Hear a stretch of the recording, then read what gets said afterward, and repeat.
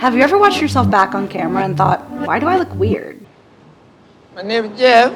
It's not because you're bad, it's because your brain is doing something your face can't translate. I'm Sam Stiglitz, a longtime acting coach. Before that, I was a casting director who cast shows like Pretty Little Liars, Burn Notice, and Graceland. By the end of this video, you'll know 3 quick fixes that will strengthen your on-camera presence and instantly make you look confident. Here are the reasons why people look awkward on camera. There's actually 3. The first is they say the words without thinking. So this gets kind of into the fundamentals of acting. Acting is weird because you have to say someone else's lines and make it feel like you're coming up with them on the spot. This is true about content creation too, or anyone who's making a presentation. You say the words, but you don't think about the meaning. Tell me about that crazy adventure you guys had. I don't know what you're talking about. Oh, man. Fundamentally, you can't just say lines. Anybody can do that. You have to figure out what you're saying, put thought into it, and process your thoughts. Go into incredibly descriptive details of the story so we all know. Reason number 2. So every actor, content creator, anyone who makes content thinks that they need to do everything, be a multi-hyphenate. But the problem is self-direction. So you do not have to be an editor, a director, and an actor. So you're looking outside in rather than inside out. When we're having a conversation with someone, we don't think, wow, I said that weird. We think that made me feel strange. You end up thinking about how you're saying the lines and not why you're saying them. Reason number 3 is not knowing your audience or who you're talking to. This goes back to the fundamentals of acting again, which we'll go over in another video. But what's important to know here is the difference between a monologue and a soliloquy. A monologue is saying a bunch of lines, but you're talking to someone. A soliloquy is talking to yourself. So what we don't want when you're doing content creation or when you're acting is talking to nobody. The who creates dynamic, it creates environment. You want to have someone that you're talking to. I would imagine most content creators are doing a soliloquy when they should be doing a monologue. You need to pick someone to talk to and establish relationship. A guy opens his door and gets shot and you think that of me?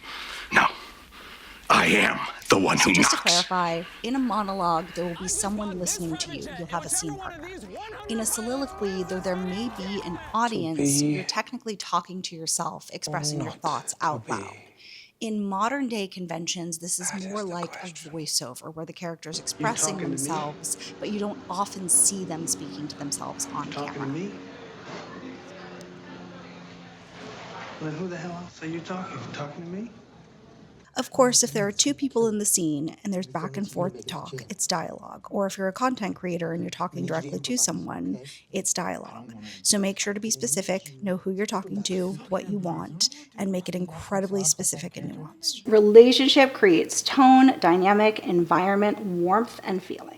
If you're not doing these fundamental things in your performance, it's going to be noticed very, very quickly as a casting director, producer, viewer, because it's going to come across as flat, false, and unconnected. Oh, yes. It was Dora and Diego and Swiper.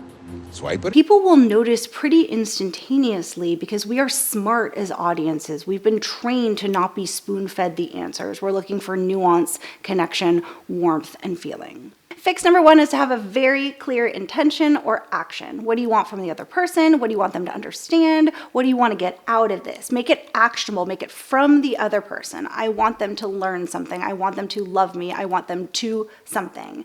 Body will follow. So if I want someone to love me, my body will have warm body language. The question actors always ask is, what do I do with my hands? I'm not sure what to do with my hands.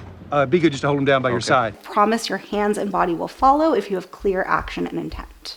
Fix number 2 is don't over scrutinize yourself. Don't watch yourself over and over and over again looking for perfection. We don't do that in real life. It should feel human and even a little messy. Fix number 3 is know who you're talking to. It'll help create tone and intimacy. If you are talking to your mom versus talking to a stranger, it helps create the environment and the intimacy level. So establish that at the top and keep that going. In fact, we are less polite with the people we are closer to. So imagine you're sitting on the couch with your sister, you'll be on your phone scrolling. If it's a stranger, you will engage with them at all times. So remember, fix 1, say the words with thought. Fix 2, don't overdirect yourself or self-critique. And fix 3, know your audience, know who you're talking to. If you do these 3 fixes, your brain and your face will connect because you will be processing thought before you say the words. We respond to people who are authentic. If this video helped, like and subscribe, and in the next video, I'll explain a single eye mistake that ruins most performances.